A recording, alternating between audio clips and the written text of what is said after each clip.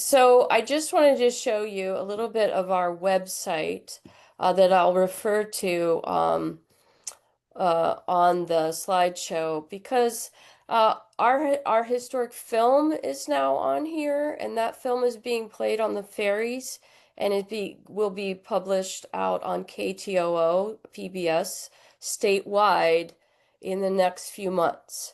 So this is a film that was funded by the state, a grant for the Maritime Heritage grant, and it's 12 minutes long. But you can go on the website and look and watch it whenever you'd like. You don't have to ride the ferry or tune into KTOO. It's right on the website. And if you're interested in being involved, subscribe to our newsletter if you're just interested in all our projects and just the ongoing operations of the lighthouse, and or become a member or volunteer. It's all there on the website, and I will get started on my slideshow. All right, I would like to get rid of this. Here we go. Let me swipe that up. Are you guys seeing this? Okay, here we go. Yep, All right, I see it. that's the one. All right, technical difficulties gone. So this is the latest and greatest drone shot of the lighthouse as it looks on Labor Day. It's shut for the winter right now. So this is the view of the whole island. We have a videographer that went out with a work party, and so this is the very latest shot of Eldred Rock Island, and new and improved. And I'll get into how we've got this far. This QRC code is, I think, the website. So, okay. Next slide, please. Here we go. All right, so if you watch the video, it would go through a lot of this history. But essentially, during the gold rush, there was a lot of steamships and a lot of shipwrecks up and down the Lynn Canal going up to Skagway for the gold rush. And in 1898, the steamship Clare, Nevada, wrecked and exploded on the north tip of Eldred Rock Island. So that was a catalyst for Congress to approve of funding for lighthouses in the territory of Alaska. So, although Eldridge Rock was the catalyst for this funding, it ended up being the last lighthouse built in Alaska in 1905, and it was lit and commissioned on June 1st, 1906. So we're about to celebrate our 120th anniversary next June 1st, and that's going to be our grand opening. So it's all coming together nicely. In 1939, there's a sign on the lighthouse that says U.S. LHE. So the U.S. Lighthouse Establishment was the original builders of the lighthouses around the nation, and then it became the U.S. Lighthouse Service, and then it became the U.S. Coast Guard property. So we work with the U.S. Coast Guard, and we leased this lighthouse. It was automated in 1973, so it's been empty for 50 years and more. The Coast Guard at least put it on the National Registry right away. So this is what it looked like there in 1975. Pristine, gorgeous. They rescued the lens like good historians, and it is in the Sheldon Museum in Haines with this inside this beautiful wooden replica cupola up there in Haines in the museum.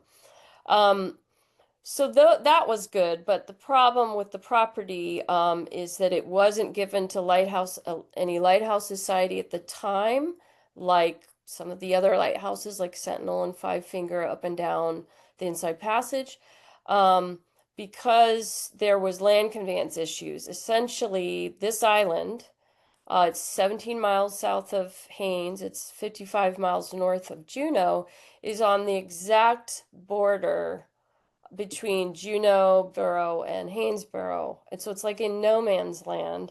And the National Forest, the Tongass, stated that this island was part of the forest. And so it took several years of federal bureaucracy to remove the island from the National Forest, and in the island property became the Coast Guard. So long story short, the lighthouse was never given away and it just basically was abandoned. So, you know, the Marine Exchange of Alaska that has equipment out there. I'll go into this sort of recent history. Basically, you see in this photo this spalling concrete, and there's a lot of equipment on this island because it's a perfect area to take weather for the FAA has a tower, NOAA weather has a tower, and the Marine Exchange of Alaska has a tower. Um, on this island. And so the Marine Exchange in Juneau, Ed Page specifically is our president now, he wanted to save this lighthouse. And so he encouraged the Sheldon Museum subcommittee in Haines to become a nonprofit and start applying for ownership of I'll admit whoever this is, here we go, and apply for the property transfer. Well, the inspection happened and it was deemed the property could not be released because there is lead in the soil. And so it becomes a DEC issue, right? Um, but I was hired in 2018 specifically to get the lease from the U.S. Coast Guard. I used to be an officer in the Coast Guard and worked in the ace navigation field, and I knew a lot of people to get it done. And so I was able to get the lease in 2 years. It took 2 years to get a lease agreement and begin inspections and everything like that. So we didn't get the lease until 2020 in the spring, just in time. Let's see, let me go. Just in time for a pandemic. So this is our partners who we work with the most. Marine Exchange of Alaska is a nonprofit out of Juneau. And if you're a sailor or, down in Southeast Alaska, we're boaters, right? Everything's islands and not connected by roads. So there's a lot of boating. And the Marine Exchange has equipment all around the state to track vessels. So they basically, it's a service to boats. It's called AIS. And so it's automated information systems. And so they're in the business of maritime. And so they have equipment on every single lighthouse in Alaska and of course many other places. So Ed Page here, our hero, our president now that he's retired from the Marine Exchange, um, he he saw that the Coast Guard wasn't going to be giving any funding to restoring this lighthouse. It wasn't given to a lighthouse association like the others to maintain it. So it was literally going to fall apart. Um, so they said they would sponsor and start funding it. The Coast Guard, though, however, you see in this cool shot here. I was coming up the beach and here comes this Coast Guard helicopter unannounced to go service the light. So they do service the light just like any other aids to navigation day board essentially. Um, but it's not the same lens or anything as the old Fresnel lens that's beautiful glass and made in France. This is just a LED light powered by a tiny little solar panel. Just technology is amazing now. So they only come every other year. Once we got going, started work in 2021, and I'll show you all the work we've done. This is essentially how we've achieved what we have. Grants, 23%. Membership has grown immensely. But again, our membership levels range from $25 to $1,000. And so most of our members are $25 members. So not a lot of our funding goes to that, but we are growing as a lighthouse supporting community. So the membership is very important to us, even though it's not a huge part of our funding. Marine Exchange over the last 6 years has donated the most, not just in funding, but also in fuel. So this little boat here, the motor vessel Cleat, is their landing craft. It's their working boat. You can kind of see the ramp down here. It's a landing craft, so it can land on the beach, the island, or on the boat ramp. And they have been our main transportation source. So they donate these boating days to drop off volunteers and pick up volunteers, bring out things. And so really all of this work has been achieved with this little boat. And we have to leave Juneau, and it takes about 2.5 hours to get up to the lighthouse. And our success rate of even going is probably about, I would say, 60%. The weather in Southeast Alaska is extreme, and so boating is difficult to go past Berners Bay. So a lot of our, excuse me, a lot of our boat trips do get canceled. But they donate the fuel and they donate the skippers. I mean, 3 or 4 of the Marine Exchange employees drive the boat.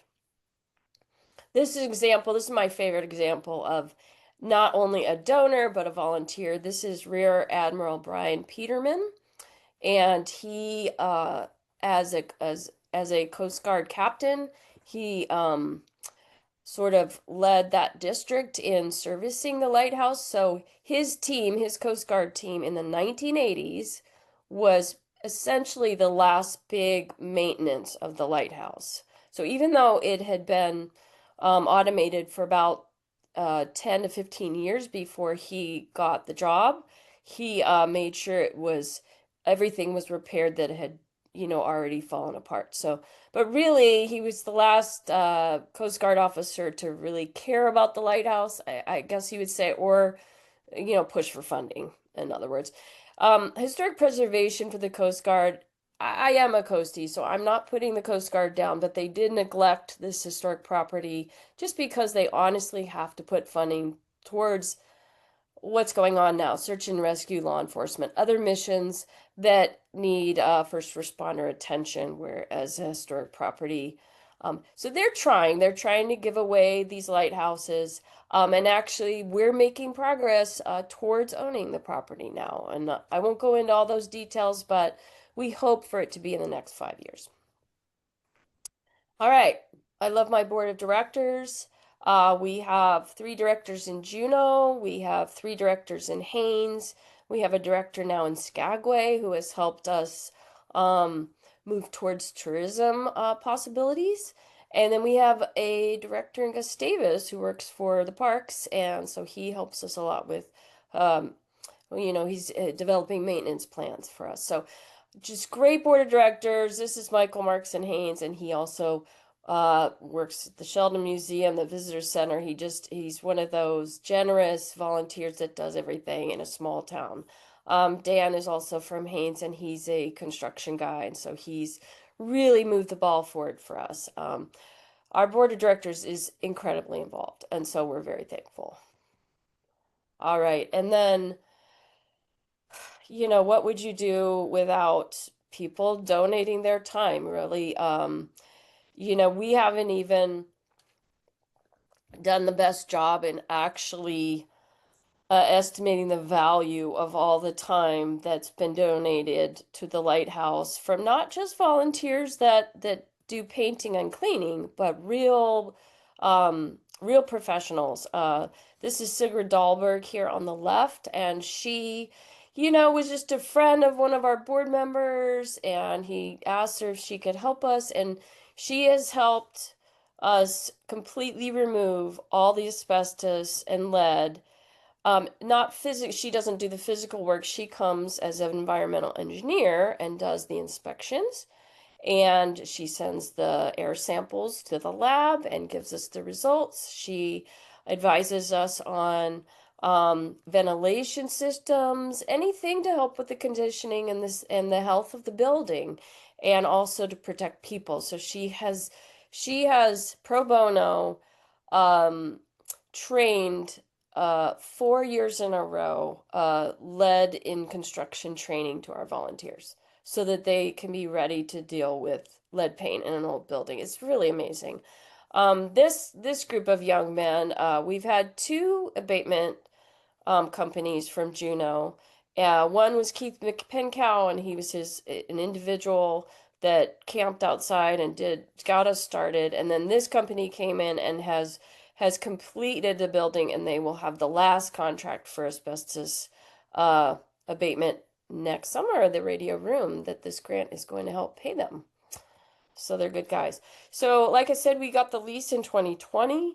But because of the pandemic in 21, we didn't start till that summer, and it was just that one guy, Keith, and because of the pandemic, he chose to go out solo onto the lighthouse. This is Keith right here, I think. And there's me, and there's one of our directors. So we started just this was during the pandemic, so we all kind of, we're wearing our masks on the boat type thing, and we just started from scratch. I mean, just hacking away at nature, setting up the remote work sites, doing getting engineers out there to do inspections, like structural inspections, um, a lot of planning, a lot of photos, and just trying to identify how to stop the degradation of the building, water intrusion mainly. And this was the culprit. The lantern room door was open, the windows were cracked, as you can see. Um, just water running down through the building, kind of a nightmare. Um, Damage from the outside, spalling concrete. These are just some of the horror story parts. But this is an overview of the entire island. The whole light station is on the National Registry, not just this lighthouse building. So let's see.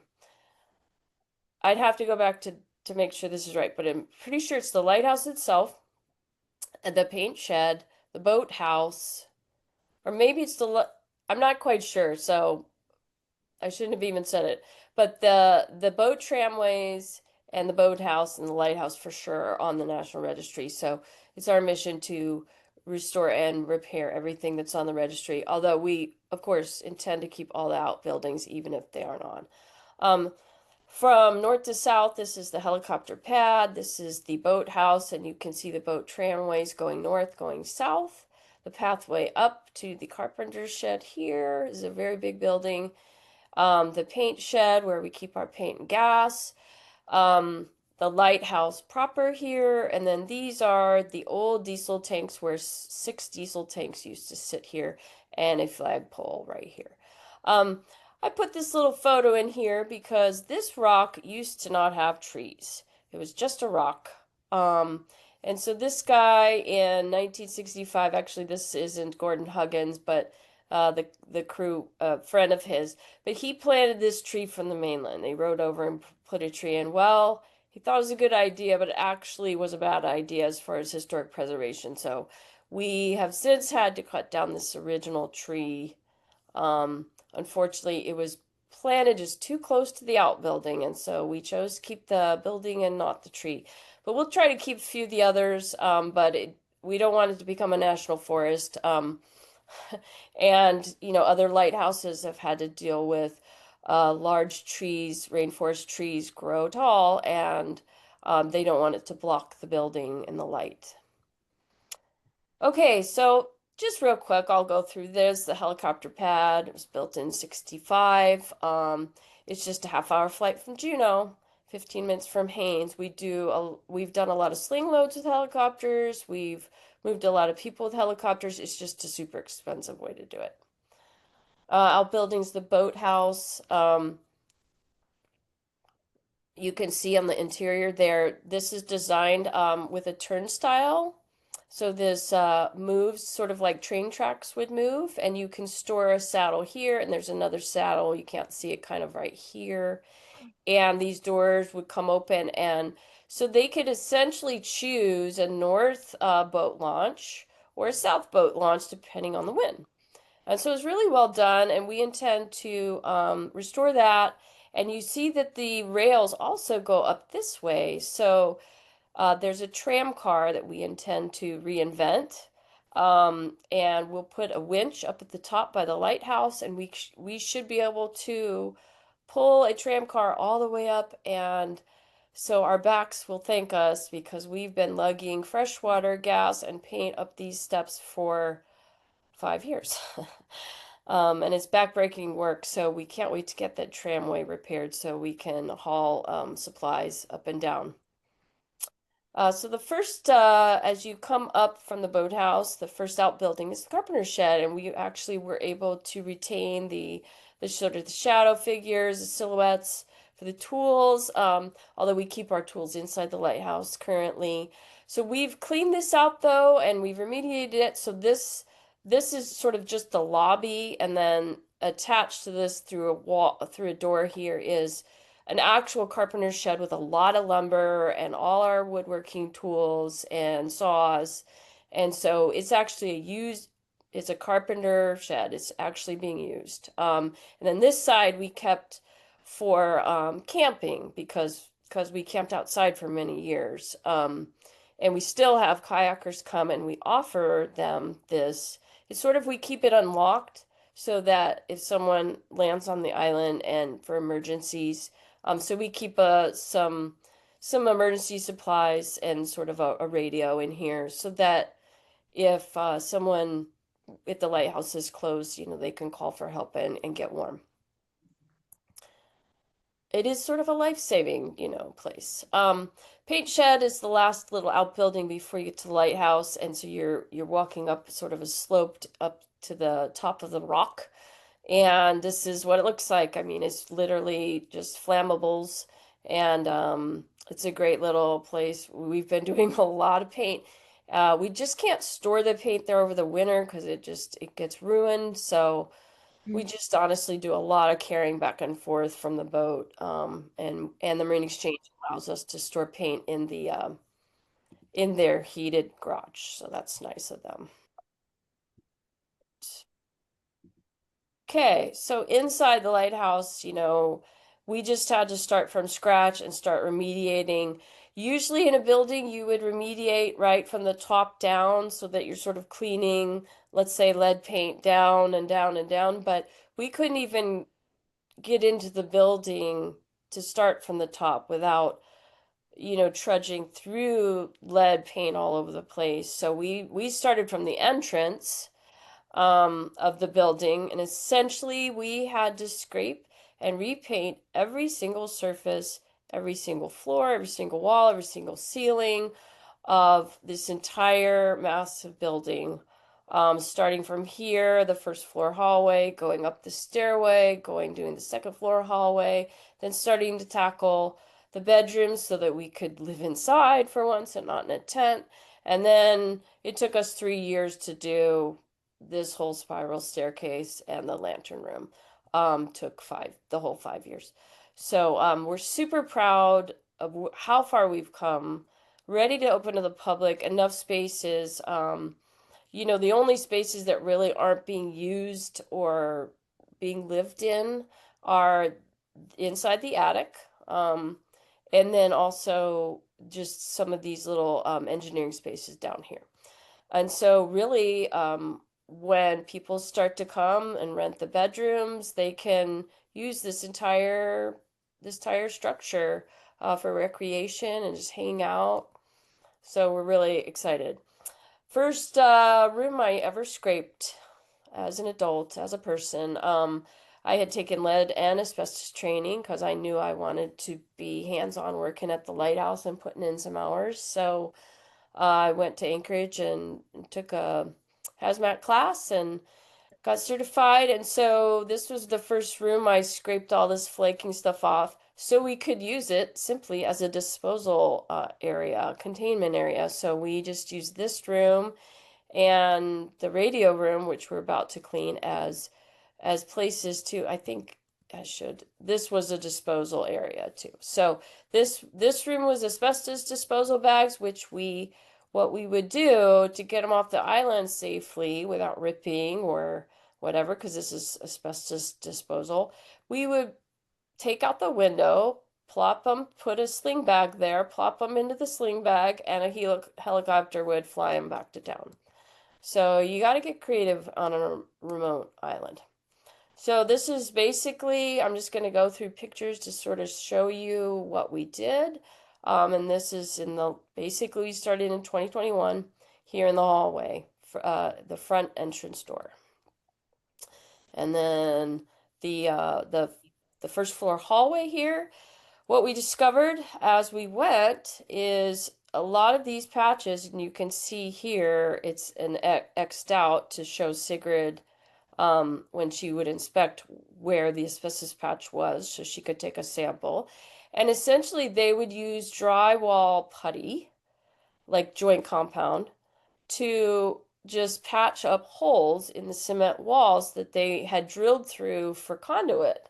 And so this is just a military sort of, you're on a remote island and you don't have the proper supplies and materials.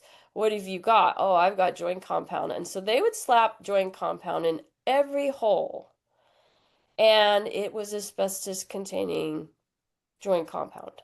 So all of these patches, as we went around the first floor, that is all cement, and this is the reason the lighthouse stayed standing, is this cement base, right? The cement first floor.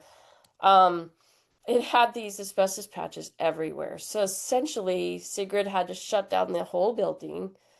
You couldn't go anywhere without a respirator on and full PPE. So we just went from room to room. So the first floor hallway, went up the stairway, more joint compound all in this concrete all around, lead paint, of course. Um, but we got that cleared. This is the upper hallway here. You can see all these tile are asbestos containing tile. They're a 12 by 12 tile. Now it's a great product and they're great tile. So we wanted to keep as much as we could because it's fireproof. And so Sigurd, we developed a plan with her, and she did this for very little money. She did most of it pro bono. And so we just basically went down to the original floorboards and we took this all up. So this is all water damage from just pouring in from the lantern room down through the ceilings. It was really bad. So we did that. So this was the first summer. So there's a little before and after. Um, you can see here where most of the water damage just came streaming down the walls from all the way up in the lantern room, two stories up. And then it also went through this a little bit. But structurally, thankfully, it was sound. So we just kept going. And then we started into the bedrooms. These weren't actually in bad shape. I think a little, they called it ninja work parties, community in Haines, kind of do-gooders would go out and like if there was, they, they weren't part of our organization. We weren't even founded until 2014, but I think earlier in the 80s and 90s, like maybe people would go out there and try to fix her up a little. Just no one in particular. So the bedrooms were actually in pretty good shape. They were away from the water damage. So we started living indoors as soon as we could. But this is sort of some before and afters of the upper hallway, and now that bathroom is open. Downstairs, once we were living inside, so this is probably around 2022 here, I helped in this room, but this was a big asbestos contract. It took almost a month. So this is the air compressors. This is basically the only equipment the Coast Guard left in the building, except for two military bunks. So this is the air compressor that used to run the foghorns in here. So this space is well used now. We have all our gear in here, but eventually it will be the Maritime Museum and an event space for retreats and wedding receptions and things like that. So that's the other view. Excuse me. It's a huge room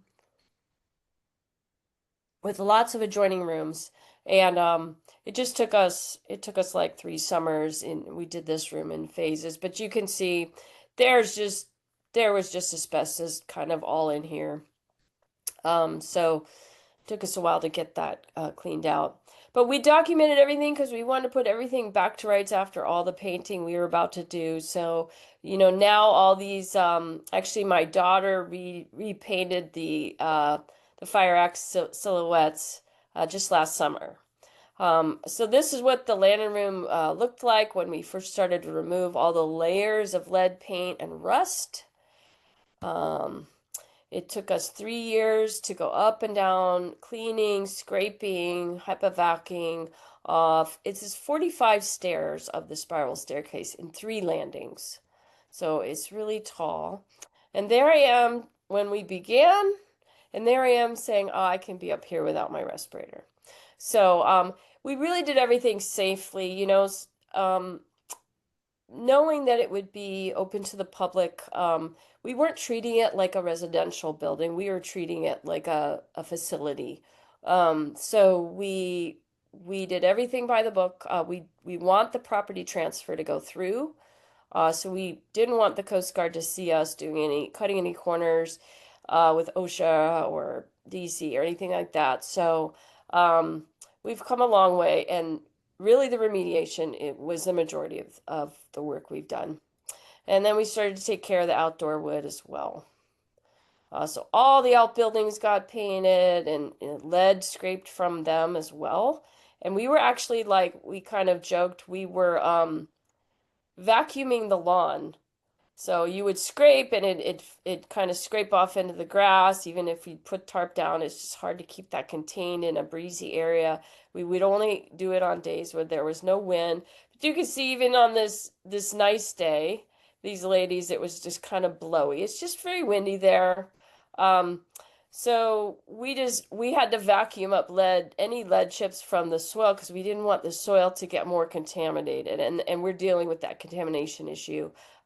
Next summer is getting new soil samples going, so we're going to take care of any contaminants. But back to the inside, south entry, you can see the spalling. We're going to have to rebuild these walls, but all the lead paint's gone. We got a grant from the Alaska Maritime Heritage Program through the state to rebuild a gutter that was missing. So the northwest gutter was missing, which meant the whole gutter system wasn't working. You could see that it was starting to kind of come apart, and all of this is copper. You can see the old nails. I mean, the gutters, they still all need rebuilt, but this one in particular was missing. And so here's the missing gutter up here on the left. And through the grant, it was a matching grant with the state. They rebuilt the gutter, the whole thing, and again, it looks like that now with the screen on there. And so we'll put the copper on next summer well, we're not sure when we're doing it, but hopefully it's draining properly now, which is what we want. All right, and then we were able to hire lighthouse lantern room specialists. Chad Kaiser is from Point Cape Dungeness Lighthouse down in Washington, I think. Anyway, he's a lampist, right? And so we got his name through the Lighthouse Society, and he came up and sort of advised us how we could tackle these windows and this lantern room, all this water, moisture. We weren't sure if the vent ball was going to make it. And so he recommended this group out of Michigan, Kofor Construction, and they came and replaced the windows. And then they came back the next summer, so there'll be more on them in a minute. Bathroom remediation that happened 2024. Got some asbestos out of there. And then another thing funded was our education program. So twofold. One was to fund a film, an educational historic film, which I pointed out on our website. And the other was to start a keeper program, which was an idea I had from some other lighthouses, thinking, how are we going to staff this thing in order to share it? Because the problem with some other lighthouse associations is you just can't get, you think people want to go out, but if you don't have some program set in place, um, you really can't rustle up enough people to man it all summer long unless you hire a caretaker, which costs money. So we started this keeper program, and in 2024, our debut year, we trained and 20 people. We did a lot of training, a lot of development, mostly my idea. And we trained, and 20 people got to live and work out there for a full week. So we did shifts of 6 weeks of shifts. And 22 people last year, we did 7 weeks. And then in 2026, we hope to only go put out 2 people at a time instead of larger groups of 6 to 8. Just manage less people, and we hope to spread it out over 12 weeks. Also in 2025, last summer, we were able to finally replace this railing. So, in our goal to fix this lantern room up, we really didn't want to share the lighthouse without people actually being able to go up and enjoy the lantern room, which is the whole point. Um, this damage happened in 2016. As you can see, the Coast Guard had their solar panels affixed to the railing. And it made it kind of heavy, and it sort of in a storm, it like ripped up this is all a copper landing here. They call this the captain's walk sometimes, or the gallery, out here outside of the door. And this just intake of water is what did all that damage that you saw in other photos. It just was a fire hose going in here all winter long until it was found by one of our original board of directors person went out there to check the lighthouse and found this and then reported to Coast Guard. So this section we kept, we salvaged so it wouldn't get tossed, and we used it as a replica, as sort of a model. So 2025, so this in 2024, this is actually the window replacement contract. And this is Jonathan Kofer. He's from Ann Arbor, Michigan. And so he does lighthouses, he does all kinds of things, but he came back the very next year. He said, "Would you hire me again?" And we said, let's see if we can raise the money. And we got the money through mostly private donations to fund the next year's contract, which was the entire lantern room repair. So we needed this thing painted. We needed the railing installed. Um, and we needed this vent wall. We needed Chad. This is Chad Kaiser. He's a lampist. And we needed him to get up there. And so that had to be done safely. And so they painted the tower from the tippy top needle. He did the whole roof, and they did all the metal, they did all the wood, and here they are painting, starting to look better, helping Dan install. So this railing wasn't even their contract, but they were helping our board of directors, Dan Humphreys, to install because there's good guys.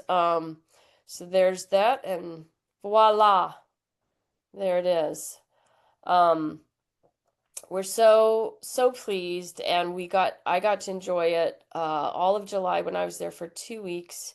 It's going to be the best tour, the best place to hang out, the best views. We just we're just so excited. This is what it looks like when you're standing out there. There's the ferry going by, playing our film as they're looking at the lighthouse. It's just great. And this is Dan's work here. This is copper. This is complicated historic preservation. This was not easy. So shout out to the master carpenter that did the work in Haines. Dan Humphreys helped a lot. He did. We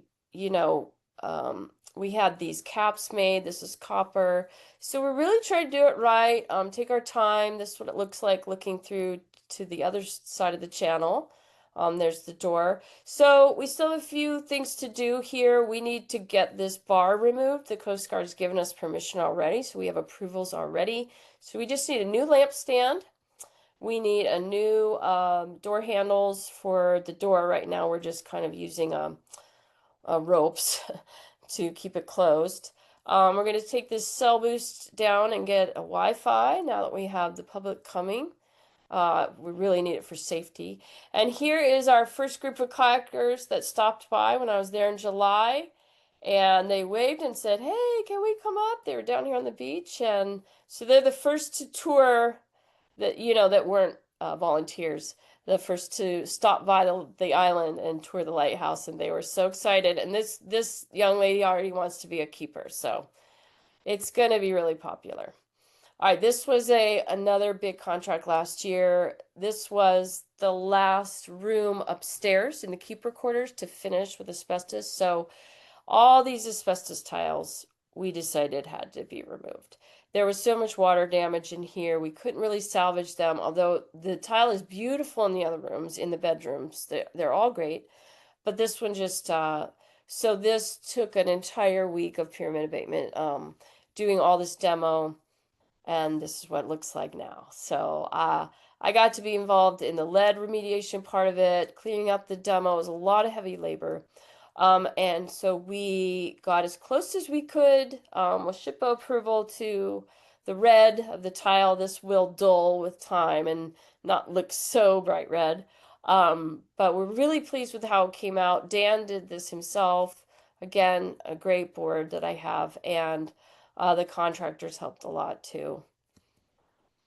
So future projects, we're getting there. The radio room, this is what this grant that you just awarded us is. It is the last room with asbestos in it. So right now it's under containment. It's called under containment. Um, and the lead is out of here already. This kind of shows we had already scraped all the lead paint off, but these asbestos tiles have to be repaired. I don't think we're going to remove all the tiles, but some. And also, it's hard to tell in this, but you can sort of see the sagging of the joint compound, right, of this sheetrock. And so what that is asbestos containing fibers in that joint compound. So he has to go in and he has to remove all that joint compound and put brand new joint compound in. Try to save the wall. If he can't, then he's got to take off the entire sheetrock. So that's just that's why they get paid the big bucks, and that's why it's expensive. But this is, like you said, the last asbestos room. We'll be done with the headache, and we're so excited. So up in the attic also is some lead remediation. So this cistern, I didn't get a chance to tackle. A lot of this lead is now being done by volunteers because we've all been doing it so many years. Sigrid trusts us just as much as a contractor for lead. You know, we put the whole PPE on, we do it right. So I have to clean up this cistern, and what the cistern is in the attic is we can pump up rainwater into here or seawater, and we will use it to flush the toilet, and that's how the old keepers used to do it. So they would pump up seawater, and that's how they flush the toilet. And so the drain is already in for the toilet. We just need to get the rainwater up here, and we're already collecting rainwater now that the gutters are fixed. So we're getting there. And then the flagpole, we have permission to install the flagpole. We want to do that before our grand opening. So this is the old flagpole part there. All right, one more company project is, remember that damage I mentioned? So this is this part of the tower that's actually down in the keeper quarters has a lot of rotten wood right here. So the window frame has been rebuilt by a construction professor from UAS. He came out for a week and rebuilt that for us. We get a lot of cool volunteers coming in, but the tongue and groove needs done. And the boat ramp, of course, that is about a $60,000 to $70,000 project. We thought about doing that first so that we could get on and off the island better, but that was just too big of a price tag to tackle right away when the building was falling apart. So we've been coming off the island, onto the island, just like these people are, for 5 years. It is a literal miracle that no one has really been hurt. There's been a few falls, but the Marine Exchange here, like you see, this is John Hollingsworth, and he's not even on our board. He's just a volunteer. So we've just had an amazing community surround us. And next year there will be a floating dock coming out with handrails, with non-skid tread, and that is being purchased by a company that will begin tourism. So they're investing in the floating dock. It's not our floating dock, but we will get to use it. And it's removable. So we'll pull it out in the winter. So this will be a much safer place to enter next year. Attic, roof, chimney, electric, tiling. We've got a lot to do. So, but we're living there now. We get to share it now, and that will be a new source of revenue. This is a picture of the lighthouse from the ferry. This is actually their photo. This is a photo of the Fjord Line, which is the fast ferry. It's a tour boat that runs from Juneau to Haines, and they tour around the island every time they go by. And so we will begin our own tourism. That's another shot of the lighthouse from the Hubbard as our film is being played. There's the cleat right there. We will begin tourism with a company, and they're handling it all. We're not doing the tourism ourselves. We're just hosting them. But we will get donations per person. And so that'll be a new revenue stream to help us finish these projects and maintain the building into the future. And we're really excited about that small amount of revenue. And we're going to be renting the rooms. There's 5 bedrooms, a huge kitchen, a running plumbed bathroom now. So we are ready for people to live here. We've been having people live out there now for 3 years up in the keeper quarters, which is the whole second floor of the lighthouse. Every room has an incredible view. This is me and my sister Donna. She's been coming to help me every summer for 4 years. And I really think that having people live there, we're going to rent 3 of the bedrooms and then we're going to keep 2 of the bedrooms for volunteers or contractors. So that's our plan going into the future. We hope to have more people out there and then start building museums, having weddings. This is 1 bedroom where I saved this, I call it a rack in the military, a bed, a metal bed. There was 2 of these stored up in the attic that we retrieved, and I just painted them last summer. Literally, this was the day I left in July. Um, and I put my old sailor cap and wool coat there just to say this room is going to be designed to memorialize the keepers, and it's going to be in the style that they had when they lived there. So it'll be very sort of military functional. In the other bedrooms, we intend to build bunk beds and invite families and dogs and people and have it really lived in. So that's the end of my presentation. I think I talked as fast as I could, but it's almost an hour. So here's our website. Here's our Facebook page. Zap that QRC code.